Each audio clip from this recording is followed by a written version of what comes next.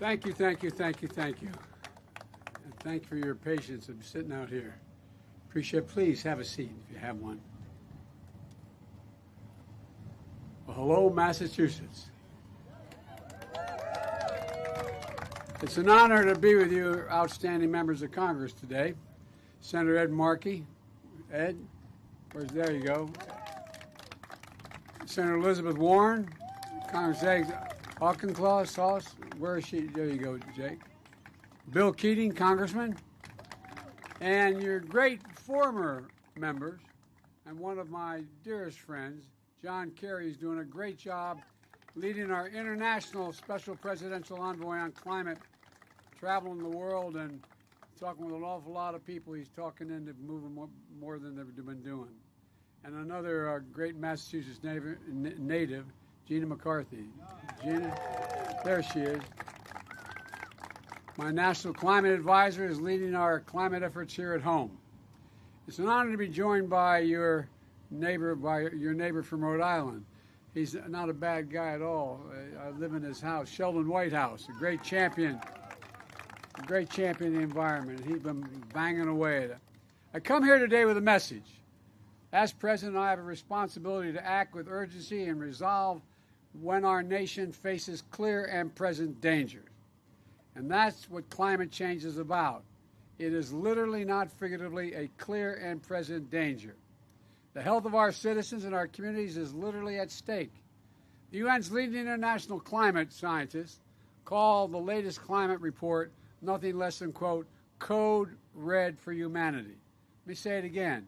Code red for humanity. It's not a group of political officials, elected officials. These are the scientists. We see it here in America, in red states and blue states. Extreme weather events costing $145 billion. $145 billion in damages just last year. More powerful and destructive hurricanes and tornadoes. I've flown over the vast majority of them out west and down in Louisiana, all across America. It's amazing to see. Ravaging 100-year-old droughts occurring every few years instead of every 100 years. Wildfires out west that have burned and destroyed more than 5 million acres, everything in its path.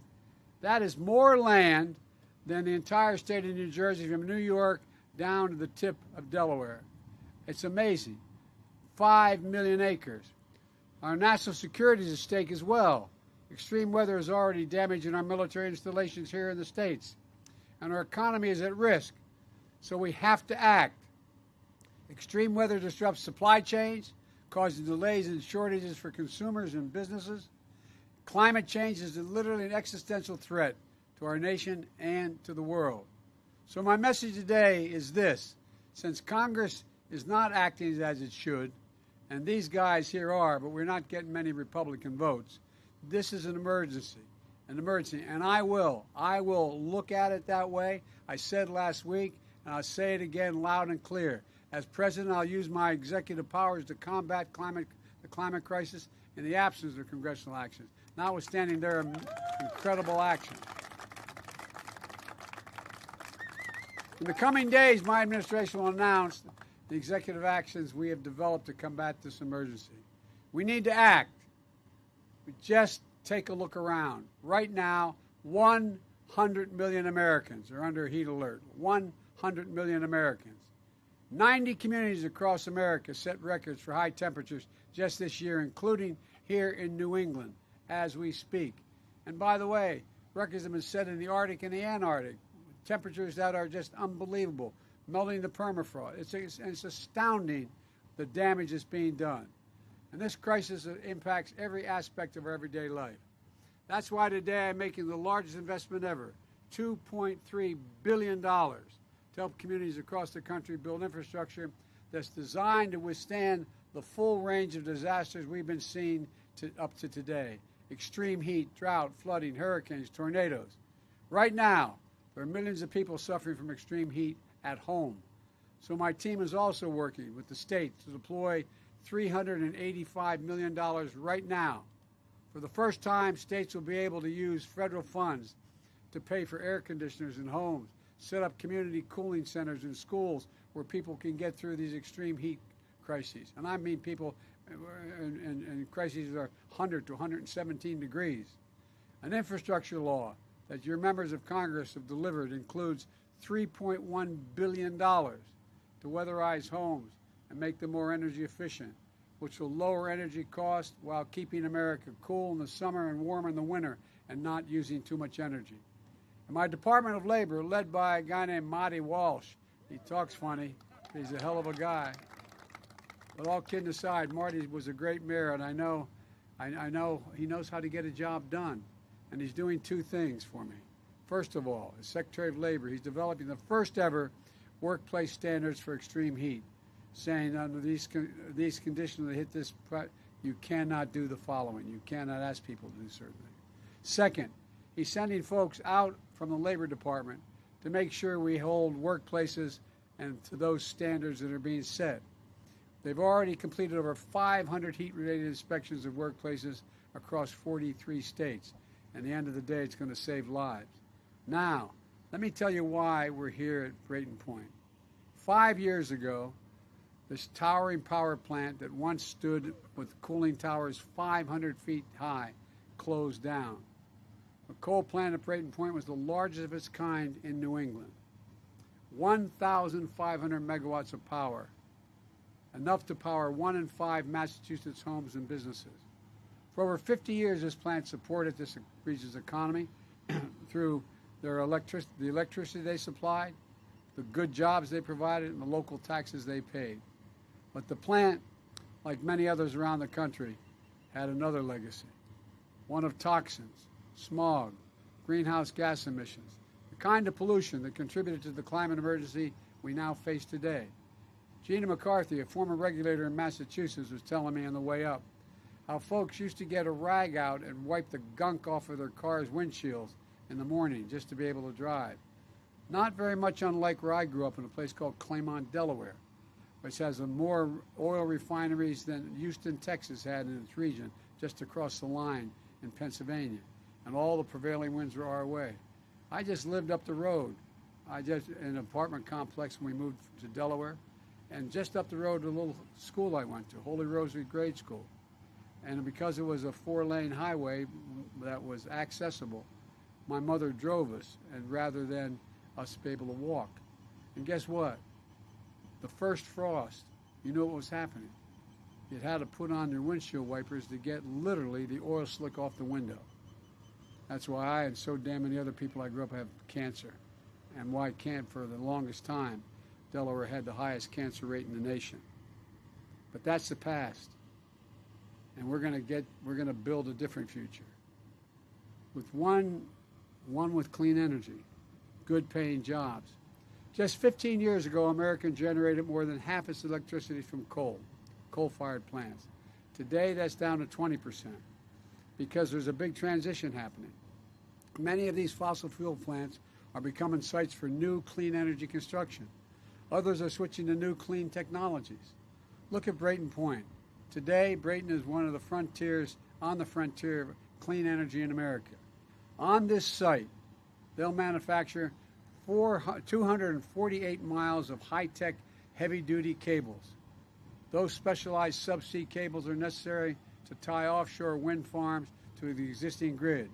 Manufacturing these cables will mean good-paying jobs for 250 workers, as many workers as the old power plant had at its peak. And the port here, 34 feet deep, was used to carry coal into the power plant. Now we're going to use that same port to carry components for wind power into the sea. The converter station here and the substation nearby are the assets that move energy across the power lines. They'll now move clean electricity generated offshore by the wind.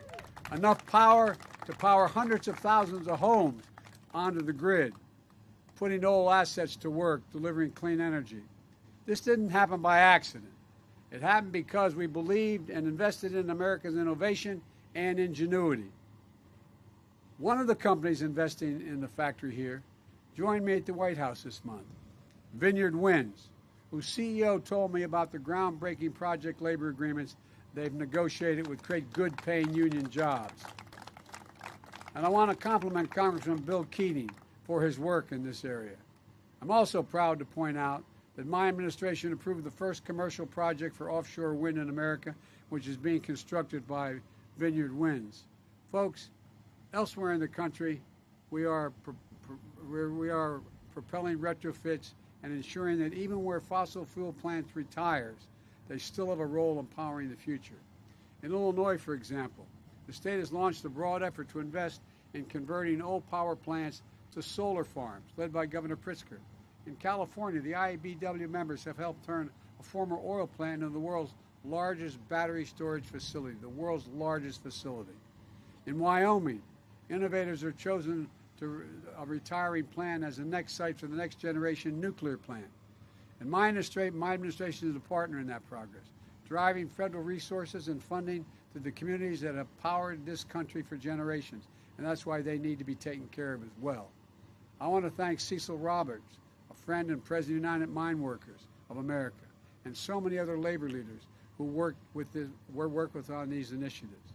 Since I took office, we've invested more than $4 billion in federal funding to the 25 hardest hit coal communities in the country, from West Virginia to Kentucky to Wyoming to New Mexico.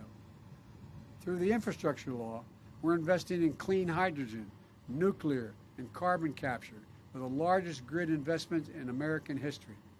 We've secured $16 billion to clean up abandoned mines and wells, protecting thousands of communities from toxins and waste, particularly methane.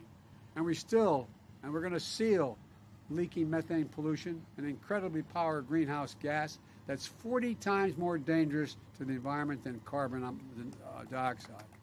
And folks, with American leadership back on climate, I was able to bring more world leaders together. And we got 100 nations together to agree that the major conference in Glasgow, England, Scotland, to change the emissions policies we have.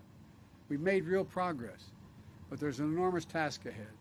We have to keep retaining and recruiting building trades and union electricians for jobs in wind, solar, hydrogen, and nuclear, creating even more and better jobs.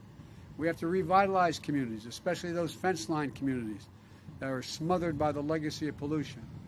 We have to outcompete China and in the world and make these technologies here in the United States, not have to import them.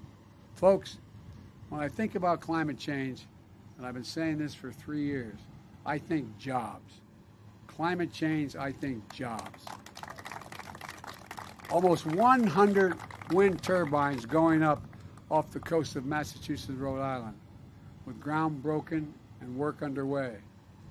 Jobs manufacturing 2,500-ton steel foundations that anchor these offshore wind farms to the sea floor. Jobs manufacturing a Jones Act vessel in Texas to service these offshore wind farms. We're going to make sure that the ocean is open for the clean energy of our future, and everything we can do give a green light to wind power on the Atlantic coast, where my predecessor's actions only created confusion. And today, we began the process to develop wind power in the Gulf of Mexico as well for the first time. A real opportunity to power millions of additional homes from wind. Let's clear the way. Let's clear the way for clean energy and connect these projects to the grid. I've directed my administration to clear every federal hurdle and streamline federal permitting that brings these clean energy projects online right now and right away. And some of you have already come up and talked to me about that. And while so many governors and mayors have been strong partners in this fight to tackle climate change, we need all governors and mayors. We need public utility commissioners and state agency heads. We need electric utilities and developers to stand up and be part of the solution. Don't be a roadblock. You all have a duty right now to our economy, to our competitiveness in the world, to the young people in this nation, and to future generations. That sounds like hyperbole, but it's not. It's real. To act boldly on climate. And so does Congress, which, notwithstanding the leadership of the men and women that are here today, has failed in its duty. Not a single Republican in Congress stepped up to support my climate plan. Not one. So let me be clear. Climate change is an emergency.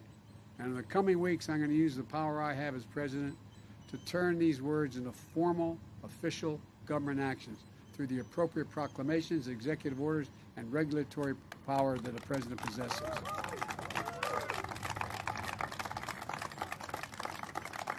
When it comes to fighting for climate change, I will not take no for an answer.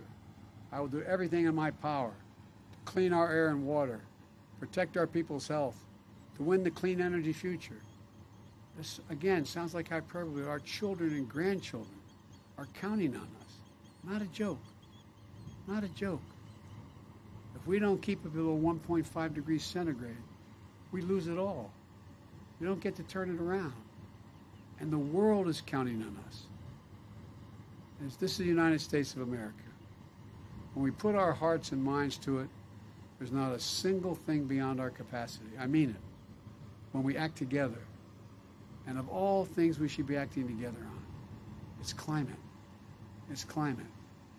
And by the way, my dear mother, God rest her soul, used to say, Joey, out of everything bad, something good will come if you look hard enough. Look what's happening. We're going to be able to create as many or more good-paying jobs. We're going to make environments where people live safer. We're going to make the air safer. I really mean it. We have an opportunity here. I'll bet you when you see what's happened here in this cable construction here, manufacturing, and you go back and ask all the people who grew up in this beautiful place what they'd rather have. They want the plant back with everything it had, or what you're going to have. I will be dumbfounded if you find anybody other than for pure sentimental reasons saying, I'd rather have a coal plant. I'll end by telling you another quick story.